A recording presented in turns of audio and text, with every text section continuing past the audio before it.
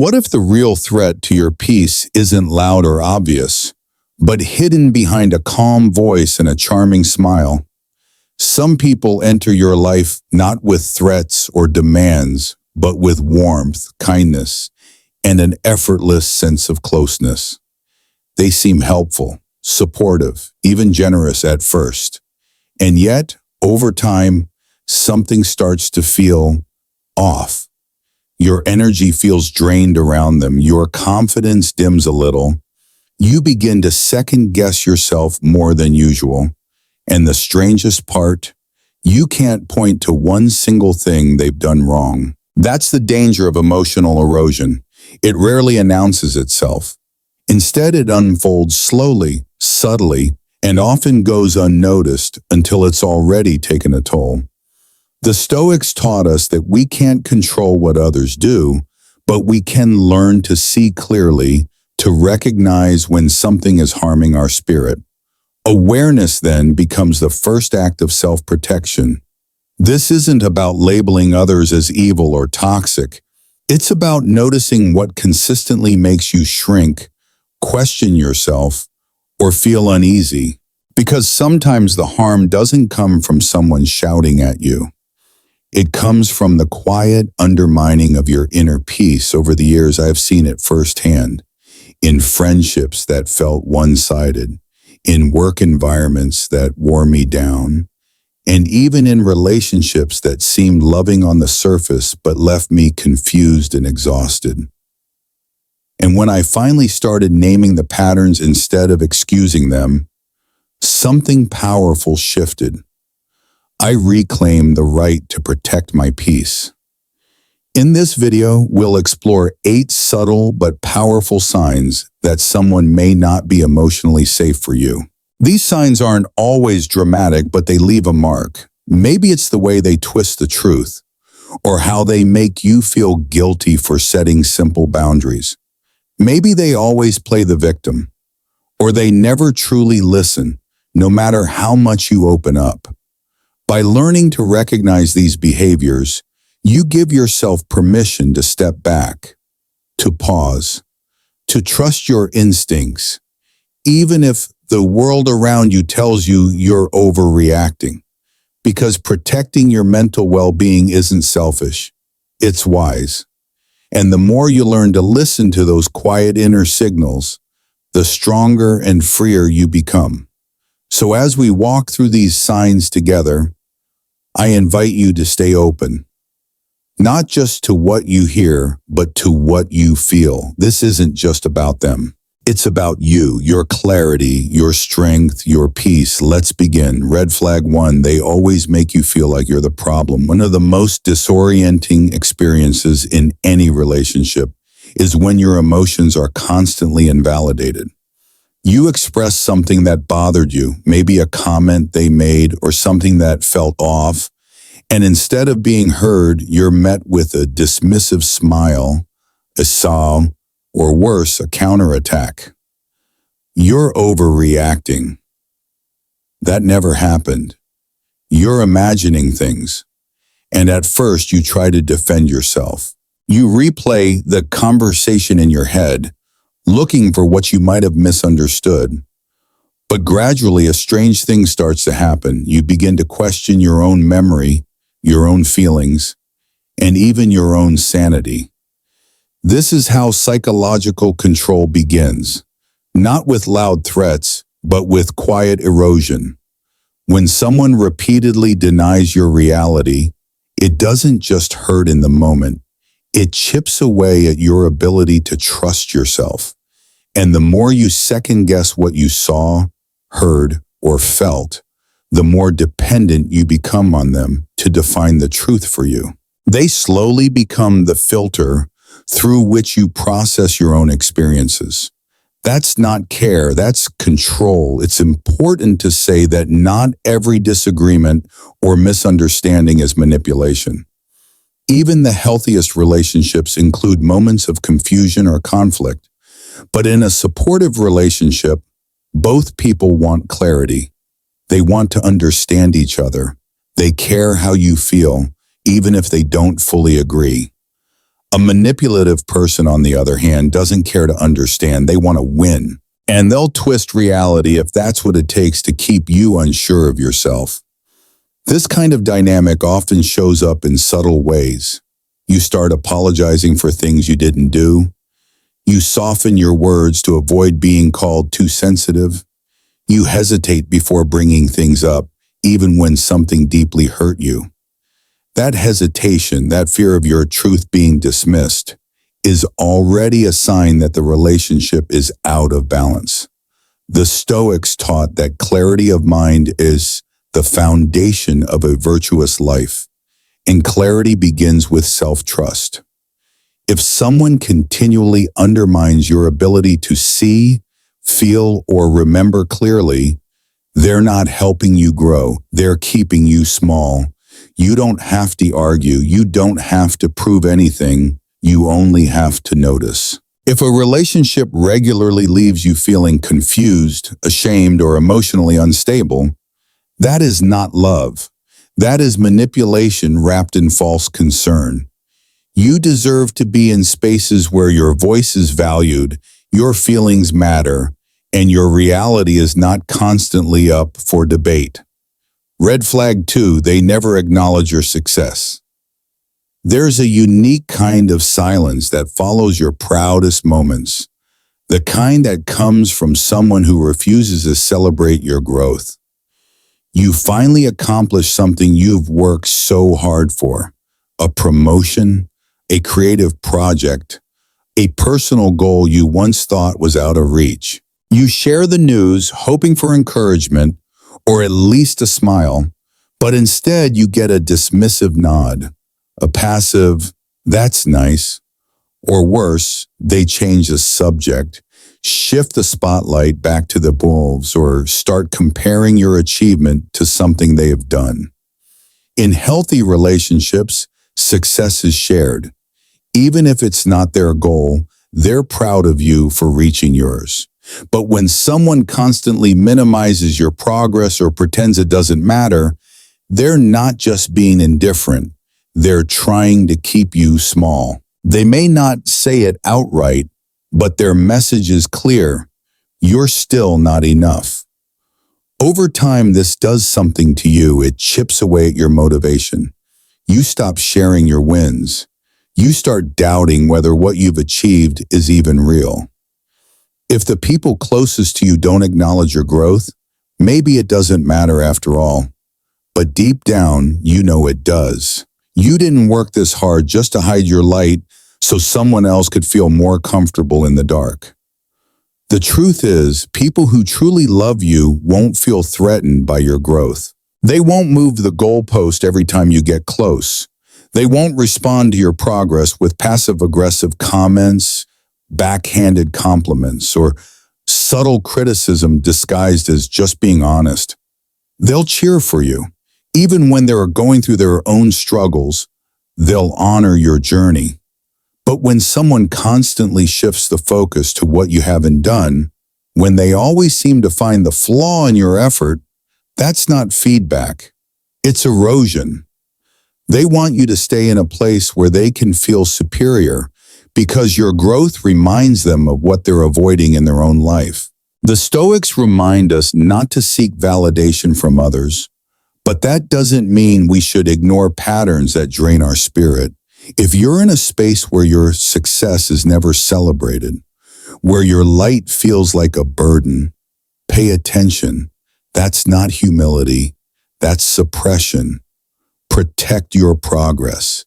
Don't let someone else's bitterness rewrite the meaning of your journey. Your growth is sacred, and you deserve to be surrounded by people who recognize it, not resent it. Red flag 3, they pretend to be the victim to avoid responsibility. Some people have an uncanny ability to make every situation about how life has wronged them. No matter what goes wrong, at work, in relationships, even in simple conversations, there's always someone else to blame. Their past was too painful, the world is unfair, everyone misunderstands them. And while there is nothing wrong with acknowledging hardship, we all go through it, What sets this pattern apart is the refusal to grow beyond it. You start out feeling compassion. Maybe you even admire how much they've endured, but eventually you realize that their suffering isn't something they're trying to heal. It's something they use. They wear victimhood like a shield, deflecting accountability, and like a hook, pulling you into the role of rescuer. And the longer you stay, the more emotionally responsible you feel for their well-being. At first, it may seem like kindness to support them, but soon your support becomes expected. Your boundaries are called selfish. If you need space, you're abandoning them. If you speak honestly, you're attacking them. It becomes a cycle where their refusal to take ownership becomes your burden to carry. In healthy relationships, both people take responsibility for their choices, their healing, their communication. They don't weaponize their pain to manipulate others into staying. They don't use guilt to control, and they certainly don't twist your compassion into an emotional leash. I've learned this the hard way through connections that left me exhausted, confused, and constantly questioning if I was being too harsh just for honoring my limits. But the truth is, boundaries are not rejection. They're respect, both for yourself and for the other person's capacity to grow. The Stoics remind us that while we cannot change the past, we are always responsible for how we carry it. Pain is not a free pass to harm others, and being wounded doesn't excuse someone from the work of becoming whole. When a person refuses to look inward and instead insists that everyone else is the problem, they don't need your sympathy. They need to face their own reflection. If you find yourself constantly excusing their behavior, absorbing their pain, or shrinking your needs to avoid setting them off, take a step back. You are not their savior, and your love is not meant to be a substitute for their self-responsibility. True connection is built on mutual growth, not emotional dependency. Don't let guilt keep you tied to someone who refuses to stand on their own. You can care about someone and still choose to walk away when the weight is no longer yours to carry. Red flag 4, they show no empathy. Empathy isn't just a nice personality trait. It's the foundation of emotional connection. It's what allows us to sit with someone in their pain without needing to fix it or shift the focus. But some people, no matter how close they are to you, seem incapable of truly meeting you in that space. When you're hurting, they go silent. Or worse, they hijack the moment and make it about themselves. You open up about something that's breaking your heart, and somehow the conversation ends with you comforting them. You begin to notice a pattern. Every time you're vulnerable, it's met with detachment, deflection, or dismissal. You're told to toughen up, or they offer shallow advice that completely misses the emotional weight of what you shared. And gradually you stop opening up. Not because you don't feel, but because you've learned that your feelings don't matter to them. You start to carry your pain quietly because sharing it makes you feel more alone than keeping it inside. This lack of empathy is not the same as someone being bad at emotions. We all express care differently, but someone who truly cares will at least try to understand or offer presence, if not perfect words. What we're talking about here is emotional absence, a kind of coldness that goes beyond awkwardness. It's a refusal to acknowledge your humanity, and over time, it's damaging. I've seen people remain in relationships, romantic, familial, even professional, where they are consistently made to feel invisible, where their struggles are met with indifference or even irritation, and the case is heavy. It's not just about not being heard. It's about feeling fundamentally unseen. You start to question whether your emotions are too much, whether your needs are a burden, whether your very presence is inconvenient. But the Stoics remind us our emotions are not weaknesses. They're signals. And being honest about how we feel isn't self-indulgent, it's self-aware. To share your pain is an act of courage. To expect empathy is not asking too much. It's asking for the most basic form of connection. If someone repeatedly shows you that your pain doesn't register with them, that your joy doesn't move them, that your presence doesn't seem to matter, believe that. Emotional coldness isn't just a personality quirk, it's a warning. And no matter how strong you are, you deserve to be seen, to be felt, to be cared for. Real connection begins where empathy lives, and where there is none, distance may be the most healing response. Red flag 5, they manipulate the truth and make you doubt yourself. There's a kind of confusion that doesn't come from forgetfulness. It comes from being subtly and consistently lied to. You remember a conversation clearly, the words they used, how it made you feel. But when you bring it up, they deny it ever happened, or they say, "That's not what I meant." You misunderstood, or you always twist things. At first you feel frustrated, then unsure, and eventually you begin to wonder, am I the problem? This isn't just about miscommunication. It's a form of psychological manipulation called gaslighting, and it's far more common than most people realize. It doesn't happen all at once. It creeps in slowly through harmless distortions, small exaggerations, and subtle rewrites of shared events. Over time, the effect is profound. You begin to lose your grip on what's real. You find yourself checking in with others. Did I say that? Was I wrong to feel this way? You begin outsourcing your reality to people who never had your best interest at heart. What's truly dangerous is that this kind of manipulation often wears a calm face. They don't need to yell. They just need to keep shifting the narrative, just enough to make you feel uncertain. And the more you doubt yourself, the more power they gain. You become easier to control, easier to silence. Because when someone controls your perception of reality, they don't need to control your choices. You'll start questioning them on your own. The Stoics warned us to guard the clarity of our mind as a sacred responsibility. They understood that reason, logic, and inner certainty are what allow us to live with integrity. When someone tampers with that clarity, they aren't just playing with facts. They're stealing your ability to think, choose, and feel with confidence. I've seen this happen to strong, self-aware people who suddenly start walking on eggshells, afraid to bring up the past, afraid to trust their gut, afraid to believe in their own memory. That is not peace. That is not love. That is erosion. If you find yourself constantly questioning your version of events, apologizing for things you're not even sure you did, or relying on others to confirm what you lived, pay attention. Truth doesn't need to be twisted to feel valid, and memory doesn't need permission to be real.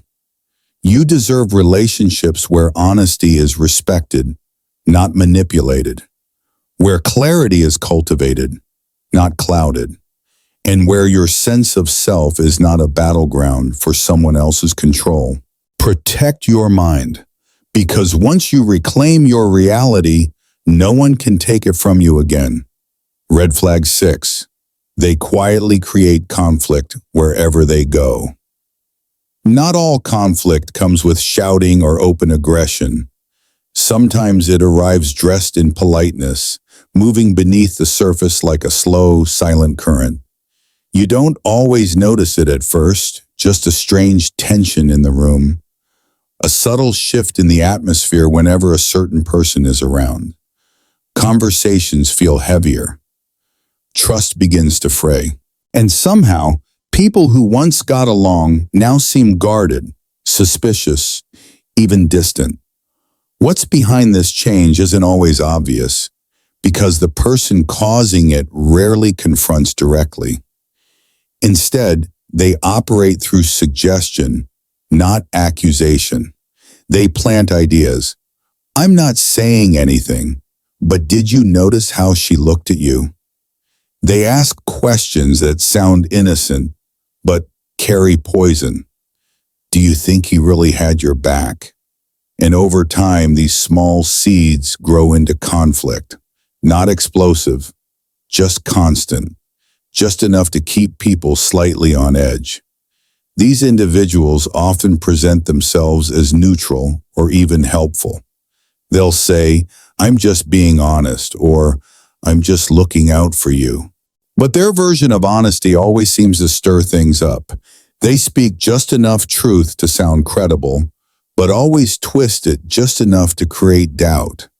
And when things fall apart, they step back and act confused, even wounded. I didn't do anything. I was just trying to help. This kind of behavior is hard to call out because it's slippery. It's never a direct attack. But the pattern is clear. Wherever they go, harmony dissolves. Relationships weaken. Trust evaporates. And yet somehow they remain untouched, positioned as the innocent bystander while others carry the emotional wreckage. I've seen this dynamic fracture friend groups, workplaces, even families. And what makes it so destructive is that it feels personal, but it's not. It's a pattern. These individuals thrive in environments where others feel unsettled. Conflict gives them power. Tension makes them feel important, central, needed. And when peace returns, they feel irrelevant. So they stir the pot again. The Stoics taught us that while we can't control external chaos, we can choose how much of it we allow into our inner world. If someone in your life constantly seems to be at the center of misunderstandings, if their presence consistently leaves you or others unsettled, don't ignore that signal.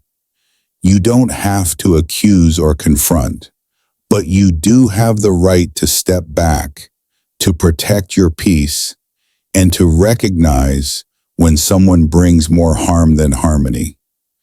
Emotional safety is not about perfection, it's about consistency. And anyone who quietly feeds division while claiming innocence is not being honest. They're being strategic. Red flag 7, they make you feel isolated from others. One of the most subtle but damaging forms of control doesn't begin with shouting or rules. It begins with separation. You don't even notice it at first. A small comment about a friend. Do you really trust them? A quiet judgment about your family. They don't seem to support you the way I do. Slowly, the people who used to be your safe space start to feel like question marks.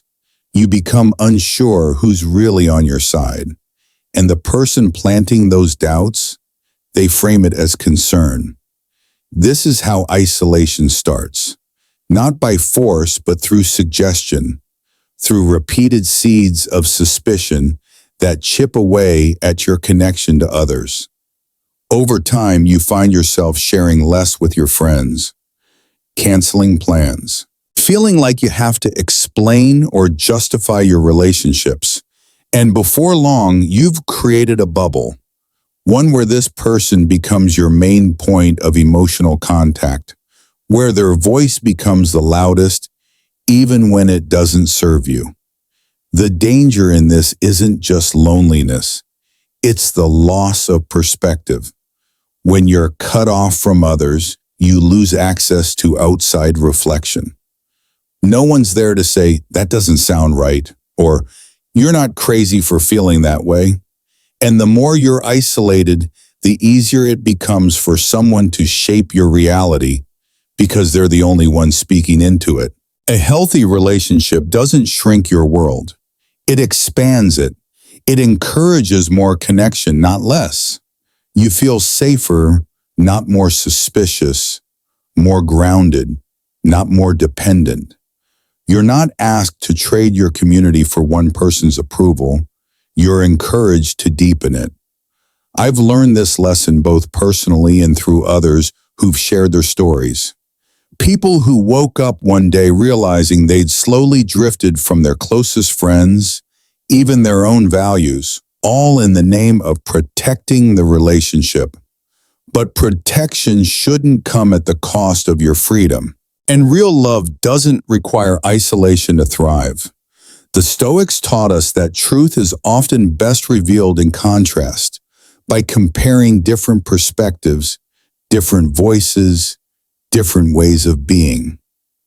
So when someone limits your access to others, they're not protecting you. They're protecting their influence. If someone in your life constantly undermines your other relationships, if you feel smaller, more doubtful, more alone when you're with them, that's not intimacy, that's manipulation. Step back, reconnect with those who remind you who you are, because the people who truly care will never require you to shrink your world to make room for them. Red flag 8, they never truly change, no matter how many chances you give them. One of the most painful realizations in any relationship is this: some people don't want to change. They just want you to stay. You bring up something that hurts, a pattern, a behavior, a repeated disrespect. They listen, maybe even apologize. They might promise to do better, to be more aware, to work on it. And for a moment you feel hope. But time passes and nothing changes. The behavior returns, sometimes in the exact same form, sometimes wearing a slightly different mask.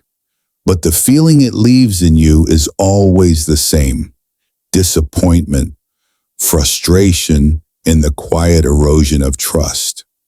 This isn't about expecting perfection. Everyone makes mistakes, but in a healthy relationship, a sincere apology comes with reflection, with effort, with visible change. When someone values you, they take your words seriously. They don't just apologize to smooth things over. They adjust because they want to honor your experience and grow alongside you. But when change only happens temporarily, when they start treating you better only after you pull away or threaten to leave, that's not growth. That's self-preservation. They're not addressing the root. They're managing the risk of losing control over you. I've seen this play out too many times, people stuck in cycles where they keep giving chances, hoping that this time will be different. And each time the apology sounds more convincing, more urgent. But if nothing actually shifts, it's not accountability, it's manipulation. The Stoics teach us that character is revealed in consistent action, not momentary words. True change doesn't require you to beg for it. It emerges from within, from a person's own desire to live with virtue, with clarity, with respect for others. If someone in your life continues to repeat harmful patterns after being told how they affect you, if they only show improvement when you start to leave, ask yourself, are they growing or are they just reacting to the threat of losing you? Are they genuinely becoming better or just better at saying what you want to hear? You don't have to carry the responsibility of someone else's growth. You can love someone and still walk away if they refuse to meet you halfway. Because change, real change, is not measured by how sorry someone sounds. It's measured by how committed they are to never make you feel that way again. Protect your peace. You deserve more than promises. You deserve progress. Recognizing these signs doesn't mean you need to cut people off immediately. It simply means you've started to listen, really listen, to yourself. You've started noticing the quiet tension, the subtle erosion of your peace. the way certain interactions leave you feeling smaller, not stronger. And that awareness alone is a powerful turning point. Sometimes we stay in harmful dynamics not because we're weak, but because we've been taught that love requires endurance at any cost. But endurance without clarity becomes self-abandonment, and no relationship is worth the price of losing yourself. It's okay to pause and ask the hard questions. Does this relationship strengthen me, or does it slowly deplete me? Do I feel safe and supported here, or am I constantly anxious and uncertain? Am I free to be myself, or do I have to shrink just to be tolerated? The answers to these questions aren't always comfortable, but they are honest. And honesty is what sets healing in motion. Walking away from someone you care about is never easy. Neither is setting new boundaries, redefining your needs, or trusting your own voice again after it's been silenced. But those are the moments that build the quiet, unshakable strength the Stoics speak of. A strength rooted not in harshness, but in clarity. Not in pride, but in peace. You don't have to explain your healing to anyone, and you don't need permission to reclaim the space your soul deserves to breathe. The Stoic path was never about being cold or distant. It was about discernment, knowing what truly deserves your energy, your trust, your presence, and above all, knowing that your peace is not negotiable. So if anything in today's reflection resonates with you, if you've seen yourself in these or felt that inner whisper urging you to pay attention, then take that seriously. Your discomfort isn't a weakness, it's wisdom, a signal that something needs to change. You are not here to live in survival mode. You are here to live with intention, with courage, and with peace, and that begins the moment you choose to trust yourself again.